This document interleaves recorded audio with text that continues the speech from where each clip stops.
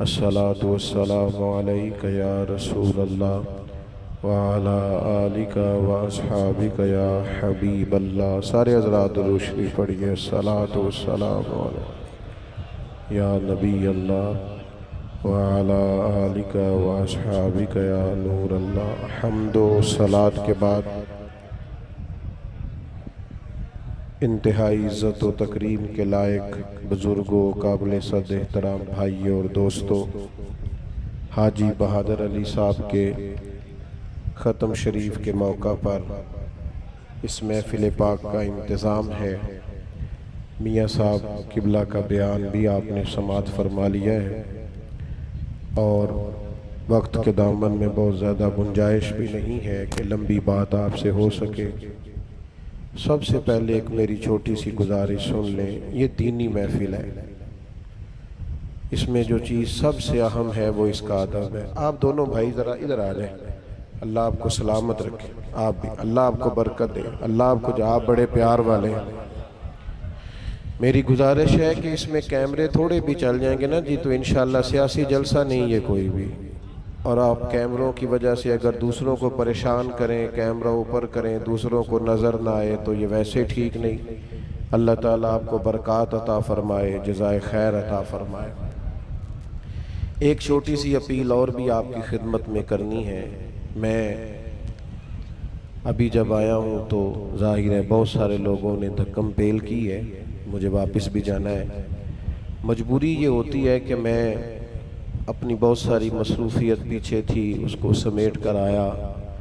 ابھی اس کے بعد مجھے 4-5 جگہ پہ حاضر ہونا ہے۔ اگر تو گنجائش ہو نا وقت میں تو میں کھڑا ہو کے ایک ایک سے ملاقات کروں۔ اب جہاں آگے وعدہ ہے وہ اصرار کرتے ہیں کہ آپ پہنچے کیوں نہیں، لیکن جو کچھ پھر یہاں اجتماع میں ہوتا ہے وہ بھی اگر کوئی آدمی ہمیں دیکھے گا تو کیا محسوس کرے گا کہ یار یہ کیا طریقہ ہے۔ میں میرے ہاتھ چوم لیں، میں آپ کو صحیح بتاتا ہوں، دیانتداری سے کوئی عاجزی نہیں کر رہا، دیانتداری اور ذمہ داری سے بتاتا ہوں۔ بزرگوں کے ہاتھ چومیں منع نہیں، اور میں چونکہ اپنے آپ کو جانتا ہوں، میں آپ کو ذمہ داری سے کہہ رہا ہوں، میرے ہاتھ چومنے سے آپ کو کوئی فائدہ نہیں ہوگا۔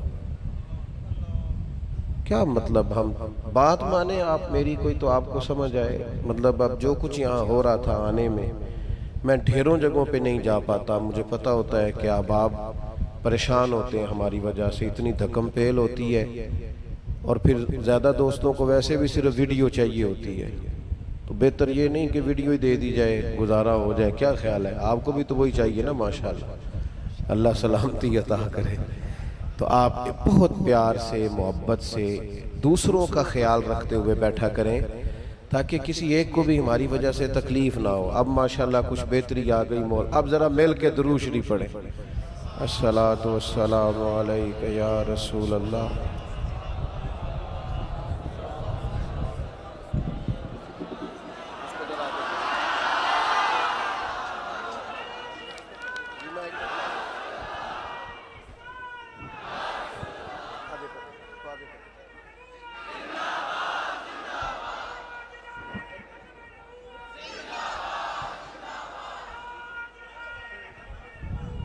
اب موبائل نیچے کریں، اب موبائل نیچے کریں نا، جیب میں رکھیں تاکہ اب پیچھے کو تکلیف نہ ہو، جیسے ہم نے آپ کے لیے آسانی کی۔ اب چند ایک باتیں کرنی ہیں، آپ نے محبت سے میری بات پر توجہ کرنی ہے تاکہ میں گزارشات کر سکوں۔ میرے ذہن میں تو کچھ اور عنوان تھا، لیکن یہاں اعلان کیا گیا سیدنا فاروق اعظم کے لیے، تو حضرت عمر کا ذکر کرنا تو ہمارے ایمان کا حصہ ہے۔ آج ویسے بھی یکم محرم ہے، یوم شہادت ہے سیدنا فاروق اعظم کا۔ زیادہ بات نہیں کرنی، سب سے پہلے تو یہ سمجھ لیں کہ قرآن مجید نے فرمایا ہے کہ محمد الرسول اللہ، محمد صلی اللہ تعالی علیہ وسلم اللہ کے رسول ہیں، اور ان کے ساتھ والے صحابہ اور اہل بیت کی تعریف کیا ہے۔ تو قرآن مجید کی نص یہ بتاتی ہے کہ والذین معہ اشداء علی الکفار رحماء بینہم، فرمایا جو ان کے ساتھ ہیں نا وہ کافروں پر سخت ہیں پر آپس میں بڑے مہربان ہیں۔ قرآن مجید فرماتا ہے وہ آپس میں نرم دل ہیں، رحم کرنے والے ہیں۔ تو میرا خیال ہے تاریخ جاننے سے بہتر اللہ کا قرآن پڑھنا نہیں؟ جب اللہ کا قرآن فرماتا ہے کہ رحماء بینہم، وہ آپس میں بڑے مہربان ہیں، کتاب کو تھامو۔ اور قرآن مجید کی جو نص ہے وہ ہمارے لیے زیادہ درجہ رکھتی ہے اس لحاظ سے بھی کہ قرآن مجید اللہ تبارک و تعالیٰ کی وہ لا ریب کتاب ہے کہ بہرحال جس کا پڑھنا اور سمجھنا مسلمان کے لیے زیادہ ضروری ہے۔ تو صحابہ آپس میں بڑے مہربان تھے، ایک دوسرے پر شفقت کرنے والے تھے، محبت کرنے والے تھے، یہ قرآن مجید کا فیصلہ ہے۔ لہٰذا کسی تاریخ میں اور کوئی بھی خطیب جو اپنی تقریر چمکانے کے لیے کوئی ایسی بات کرے اس کی بات میں آنے کی ضرورت نہیں۔ اللہ کے قرآن نے کہا وہ سخت ضرور تھے پر کافروں پر، مہربان تھے اپنوں پر۔ جہاں تک تعلق ہے حضرت عمر فاروق کا، تو حضرت عمر فاروق رضی اللہ تعالیٰ عنہ اس عظیم شخصیت کا نام ہے جن کے لیے اللہ کے محبوب نے دعا مانگی اللہ تعالیٰ سے کہ اللہ ہمیں عمر ابن خطاب عطا فرما۔ انسان کی نہ ایک ذاتی شخصیت بھی ہوتی ہے، اس کی جو ذاتی شخصیت ہوتی ہے وہ اس کے مشن پر بھی غالب آتی ہے۔ یعنی اگر آپ کی طبیعت ہی غصے والی ہے تو آپ جہاں بھی ہیں آپ کے دائیں بائیں لوگ پریشان ہیں، آپ کو غصہ ہی بڑا آتا ہے۔ تو آپ کے ماحول پر بھی آپ کا مزاج، بزرگ فرمایا کرتے تھے اساتذہ کو کہ اگر تمہاری گھر میں گھر والوں سے لڑائی ہو جائے، اس کو بند کر دیں جی، اللہ جزا دے آپ، گھر والوں سے اگر تمہاری لڑائی ہو جائے نا تو فرمایا کرتے تھے کلاس میں آ کے بچوں کو نہ پڑھاؤ، ایسا نہ ہو غصہ کسی اور کا ہو نکل کسی اور پہ جائے۔ کیوں؟ اس لیے کہ جب آپ غصے میں ہوتے ہیں تو آپ کا انداز کچھ اور ہوتا ہے۔ آپ کی جو ذاتی زندگی ہوتی ہے، جو لوگ اس ذہن کے ہوتے ہیں نا ساری دنیا ہی بری ہے، وہ کبھی کسی کے لیے اچھا نہیں کر سکتے، کیونکہ ان کے خیال میں لوگ اچھے ہیں ہی نہیں، تو کسی کا اچھا کریں کیوں؟ جن لوگوں کا یہ خیال ہوتا ہے نا کہ معاذ اللہ فلانے کے پاس مال بڑا ہے مجھے لے لینا چاہیے، فلاں کے پاس بڑا ہے، تو وہ بھی حریص ہو جاتے ہیں۔ آپ کی جس طرح کی اپنی طبیعت ہوتی ہے، پھر غور کیجئے گا میری بات پر، آپ جب کوئی بھی کام کرتے ہیں نا تو وہ آپ کی طبیعت آپ کے کام پر غالب آ جاتی ہے۔ حضرت عمر رضی اللہ تعالیٰ، دو تین چیزیں بڑی زیادہ تھی جناب عمر کی زندگی میں۔ ایک تو بڑے اصول پرست تھے، اصول پسند تھے، اتنے اصول پسند تھے، اتنے اصول پسند تھے جناب عمر کہ انہوں نے اپنی اصول سب سے زیادہ اپنی زندگی پر نافذ کی اور اپنی اولاد پر نافذ کی۔ ہم بھی بڑے اصول پسند ہوتے ہیں پر دوسروں کے لیے، بڑے حق پسند ہوتے ہیں پر دوسروں کے لیے۔ سیدنا عمر رضی اللہ تعالیٰ عنہ کا مزاج یہ تھا کہ جب بدر و احد میں کفار آئے نا لڑنے کے لیے تو یہ جنگیں آسان نہیں تھی، باقی جنگیں آسان ہوتی ہیں، آپ کو غیروں سے لڑنا ہوتا ہے۔ بدر و احد کا یہ حال تھا کہ صحابہ کے اپنے رشتہ دار سامنے تھے، یہاں تک کہ کسی کا سگا بھائی سامنے تھا، کسی کا باپ سامنے تھا، حضرت صدیق اکبر کے بیٹے بدر میں سامنے آئے تھے لڑنے۔ یہ بڑی مشکل جنگیں تھیں، لیکن حضرت عمر کا اصول اس طرح کا تھا دین کے لیے کہ عرض کی یا رسول اللہ صلی اللہ علیہ وسلم ہمیں اجازت دیں، ہم اپنے اپنے رشتہ داروں سے خود لڑیں گے اور دنیا کو بتائیں گے تعلق اسی کے ساتھ ہے جس کا تعلق مدینے والے محبوب کے ساتھ ہے۔ گویا حضرت عمر اپنی یہ بات کہہ کے کہ اپنے اپنے رشتہ داروں سے لڑیں گے، یہ سبق دے رہے تھے کہ تعلق اسی سے جس کا حضور سے تعلق۔ اصول پسند تھے، مزاج اصول پسندی کا تھا، اور دوسری بہت زیادہ اصول پسندی اپنی اولاد کے لیے تھی۔ آج سب سے بڑا مسئلہ قیادتوں کا ہوتا ہے، اور کسی لیڈر کو بھی، کسی رہنما کو بھی، پیر صاحب کو بھی، مفتی صاحب کو بھی اپنی جگہ پر بٹھانے کے لیے جو سب سے قابل بندہ ملتا ہے وہ اپنا بیٹا ملتا ہے، یہ سیاسی رہنماؤں سے لے کر دینی رہنماؤں تک ایز اٹ ہے. آپ کو صرف اور صرف اپنا بیٹا ہی نظر آیا ہے. حضرت عمر کے بیٹے حضرت عبداللہ ابن عمر رضی اللہ تعالیٰ عنہ، جنہیں نبی کریم نے کہا یہ نیک آدمی ہے. حضرت عبداللہ ابن عمر رضی اللہ تعالیٰ عنہ صحابہ میں حج کے مسائل سب سے زیادہ حضرت عبداللہ ابن عمر جانتے تھے، اور بڑے بڑے اصحاب فتویٰ بھی ان سے رائے لیتے تھے مسائل حج میں. عالم تھے، احادیث روایت کرنے والوں میں بڑا نام ہے.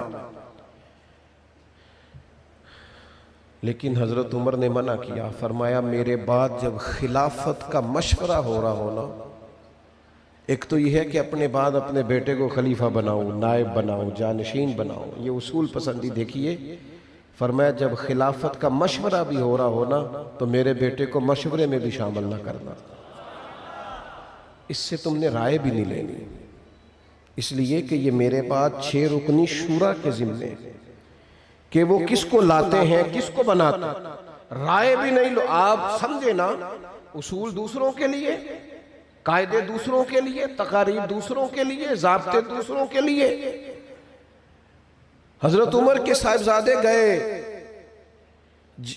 تجارت کرنے کے لیے دوسرے ملک، اور بھی کافی سارے لوگ مدینہ شریف سے گئے، لیکن جناب عمر کے بیٹے کو نفع زیادہ ہوا. تو آپ نے اپنے بیٹے سے پوچھا کہ باقی تو اتنا نفع کما کے لائے، تجھے کیسے زیادہ ہو گیا؟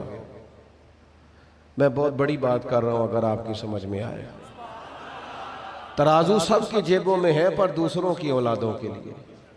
ہاں ماپتے تولتے پرکھتے ہیں، پر دوسروں کے بچوں کو نہ ادھر ادھر کی تو بات کر، یہ بتا کہ قافلہ کیوں لٹا. مجھے رہزنی سے غرض نہیں، پر تیری رہبری کا سوال ہے. تو بتا تو کس طرح کا رہنما تھا صرف دوسروں کے لیے؟ سب سے زیادہ حضرت عمر تقریر کر رہے تھے مسجد میں، اور گھر آ کے کہنے لگے وہ میں نے لوگوں کو فلاں بات میں تنبیہ کی ہے، اگر نہیں مانیں گے تو سزا. تم نے سنی ہے؟ کہا حضور سنی ہے. فرمایا یہ بھی یاد رکھنا میرے بچوں، باقیوں کی سزا سنگل ہے، تم میری اولاد ہو، تمہاری ڈبل ہے. یہ بات یاد رکھنا. بیٹے کو زیادہ نفع ہوا ہے. یہاں تو ابا جی خوش ہوتے ہیں نا، بیٹا کماؤ پتر ہو گیا، بڑے پیسے کما کے لایا. حضرت عمر نے کہا بھئی باقی بھی وہی مال لے کے گئے تھے، اسی علاقے سے گئے تھے، اسی طرح سفر، تجھے سے زیادہ کیسے نفع ہوا؟ کہا جی بس ہوا. حضرت عمر کو کوئی وجہ تک جب رسائی بیٹے کے ذریعے نہیں ہوئی تو فرمانے لگے چل صرف اتنا ہی بتا. لوگوں کو پتہ چل گیا تھا تو امیر المومنین کا بیٹا ہے. کیوں بیچے کوئی اپنے باپ کا نام؟ اقبال سے آ کے کسی نے کہا میں فلانے کا پتر ہوں، فلانے کا بیٹا ہوں، تو اقبال کہنے لگے تھے تو وہ آبا تمہارے ہی، مگر تم کیا ہو؟ ابا دادا کی بات بعد میں کر، پہلے اپنی بتا تو کیا ہے. تھے تو وہ آبا تمہارے ہی، مگر تم کیا ہو؟ میاں اپنی بھی تو کوئی بات کرنا، تو کیا ہے؟ اپنا بھی اظہار کر. تو حضرت عمر نے کہا لوگوں کو پتہ چل گیا تھا تو امیر المومنین کا بیٹا ہے. کہا چل گیا تھا.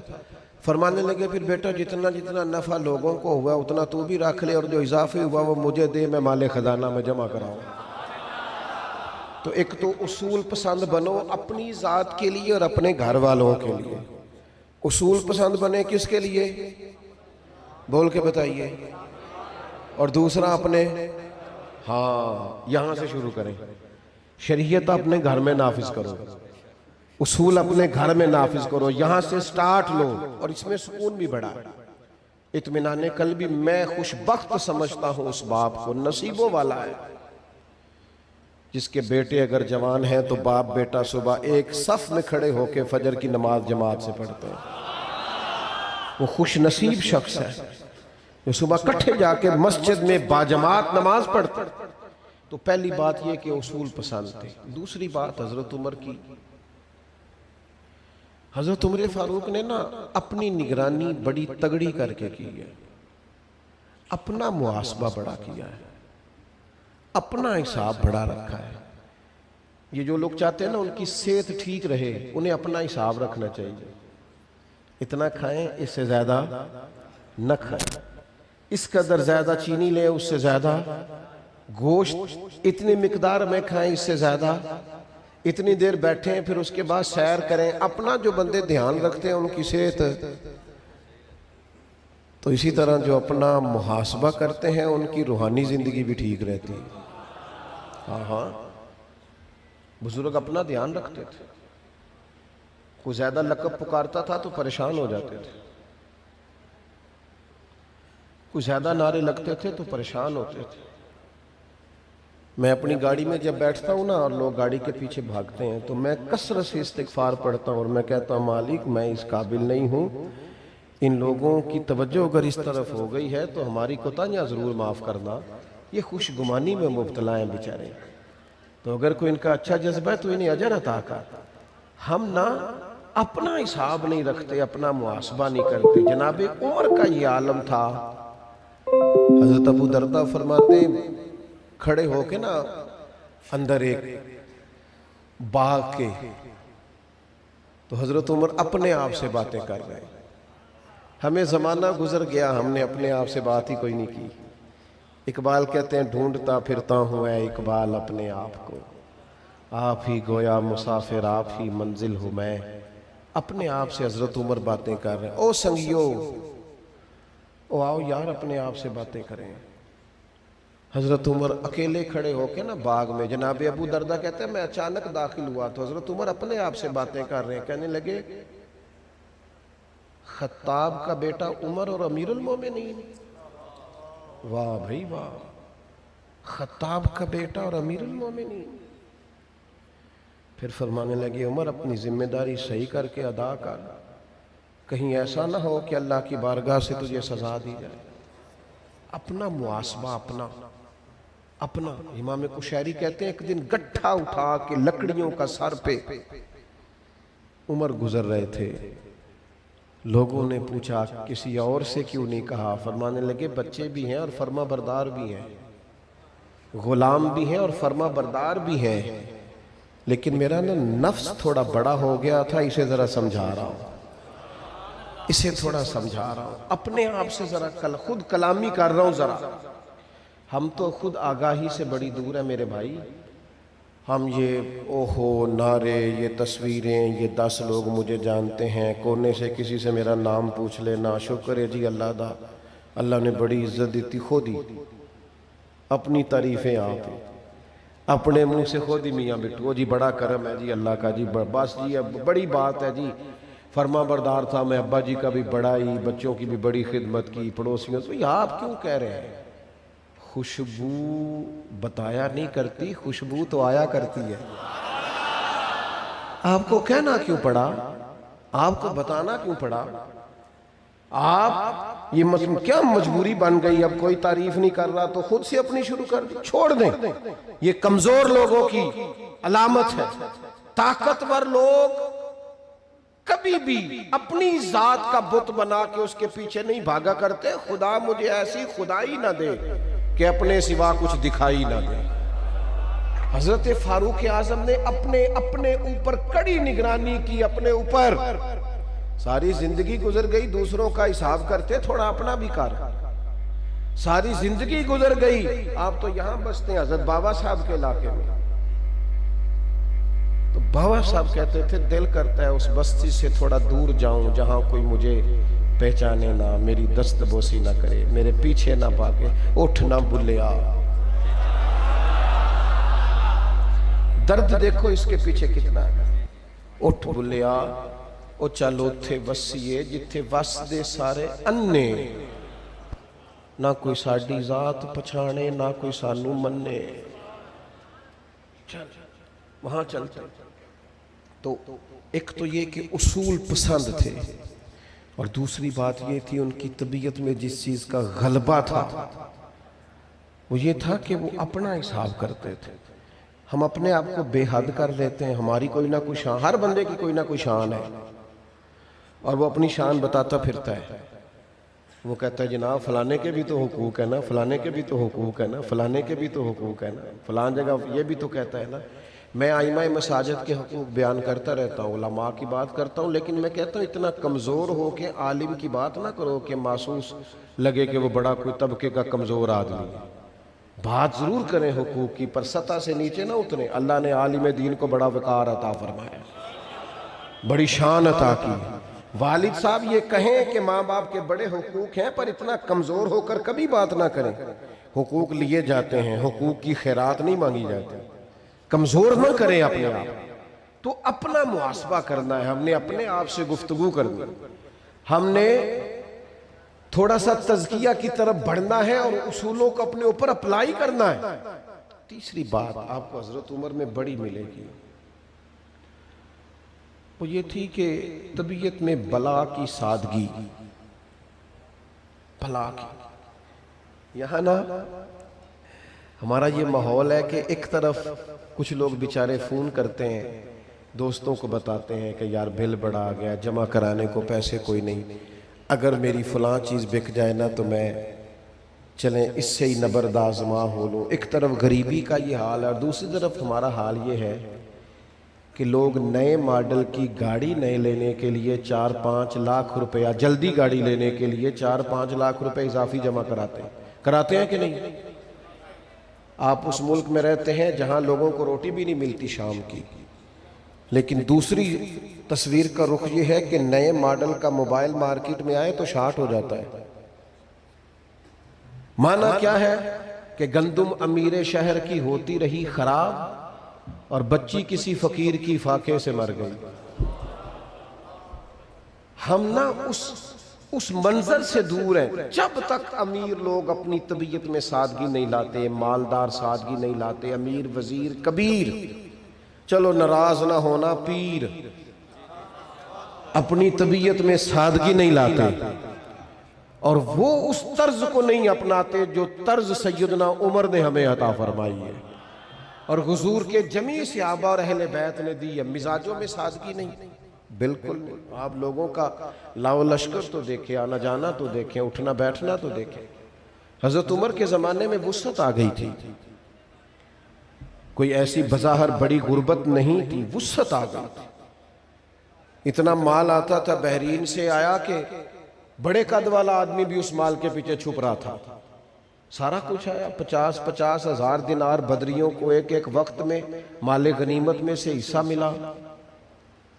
لیکن مال آنا اور ہے، دل میں بسانا اور ہے۔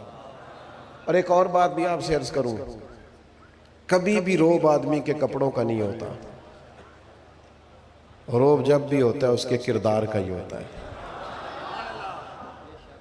آپ 6 کروڑ کے گھر میں رہتے ہو، 1.5 کروڑ کی گاڑی میں بیٹھتے ہیں، اور پیسہ اگر ٹھیک نہ ہو تو لوگ دروازے پہ کھڑے ہو کے کہہ دیتے ہیں 2 نمبر مال ہے، کہتے ہیں لوگ۔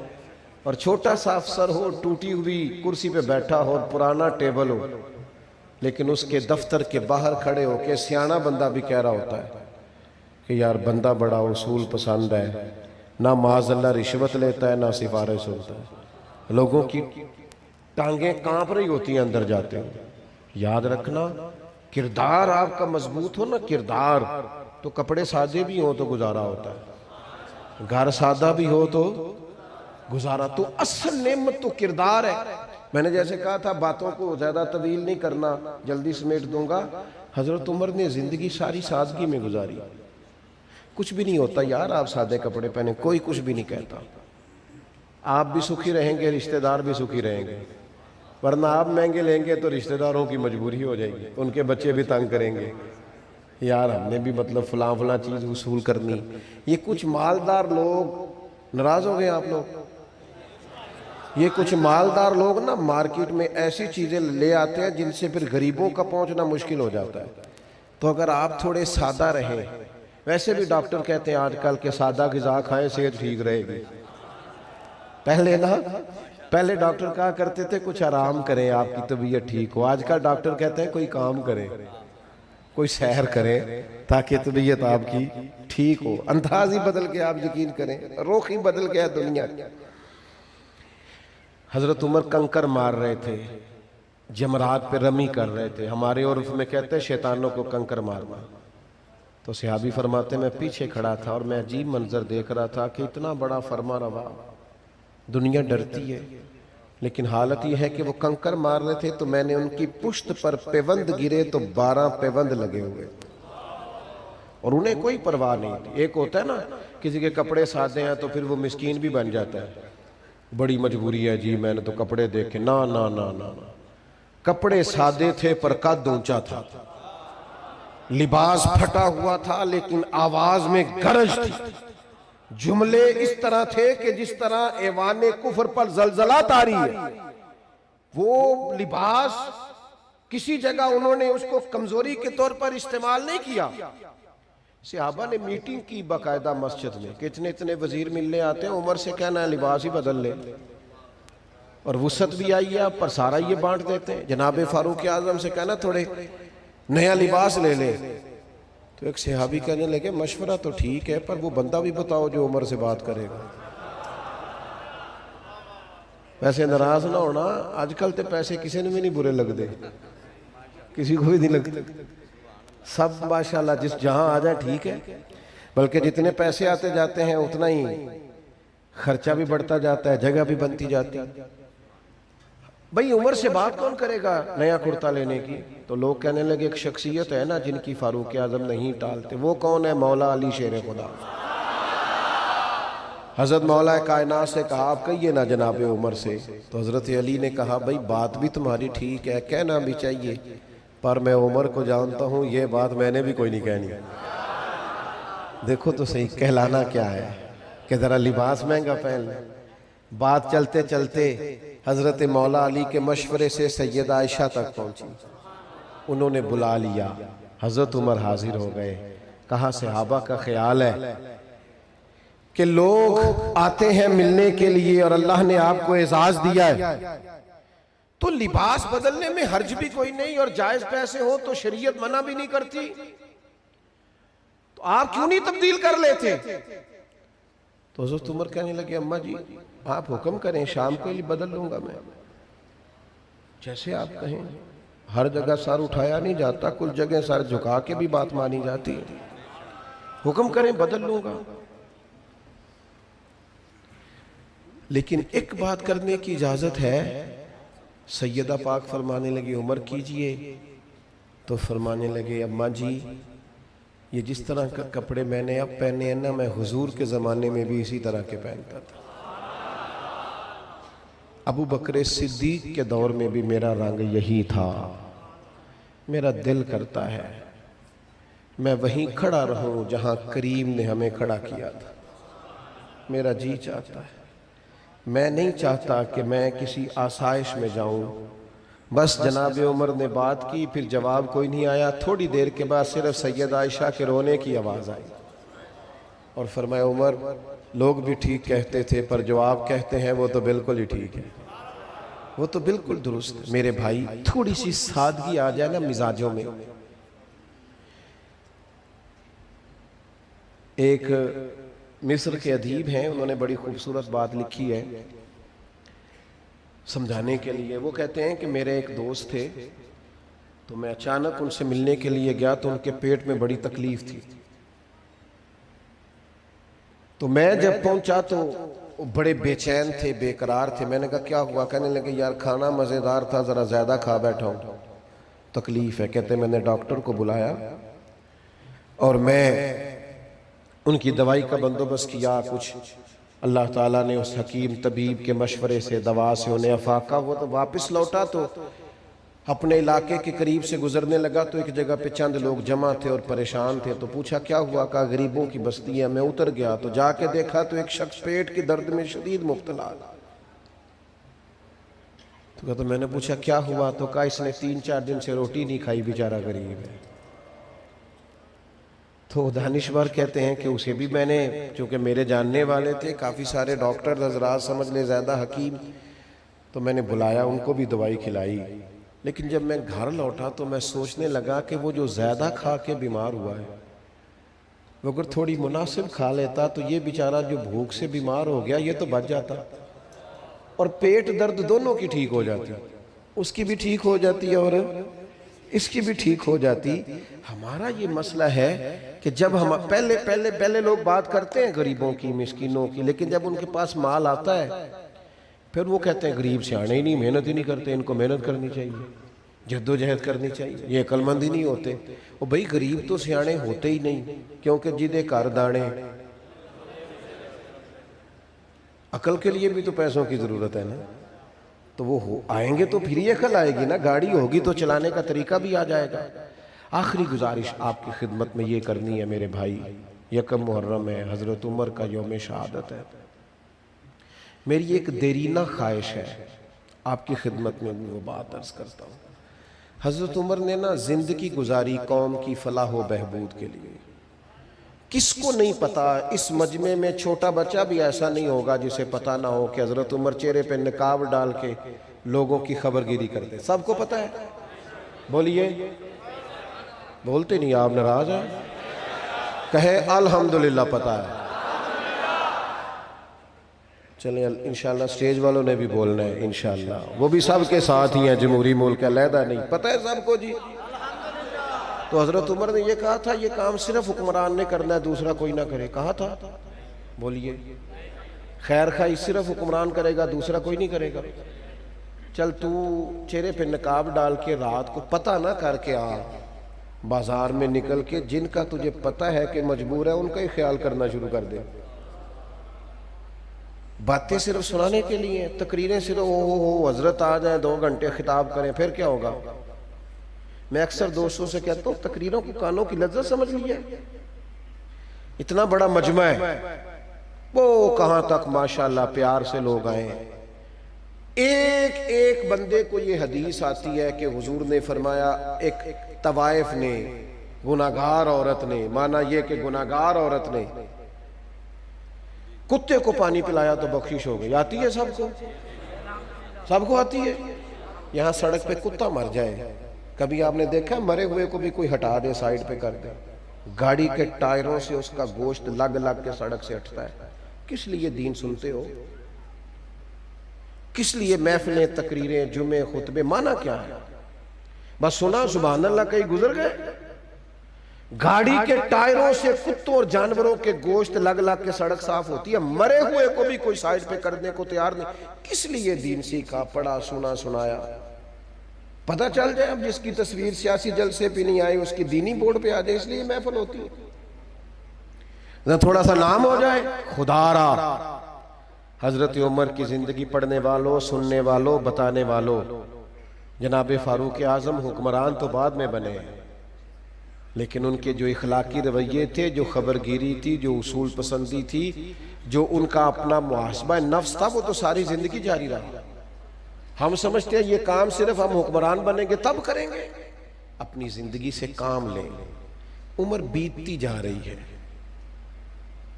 جو جوان تھے وہ بوڑھے ہو رہے ہیں, تندرست تھے وہ بیمار ہو رہے ہیں, جن کے حافظے مضبوط تھے کمزور ہو رہے ہیں. کتنی کو دیر ہم نے منصوبے بنانے. اب عملی زندگی میں آئے, کردار و عمل کے ساتھ چیزوں کو سینچیں, آگے بڑھے.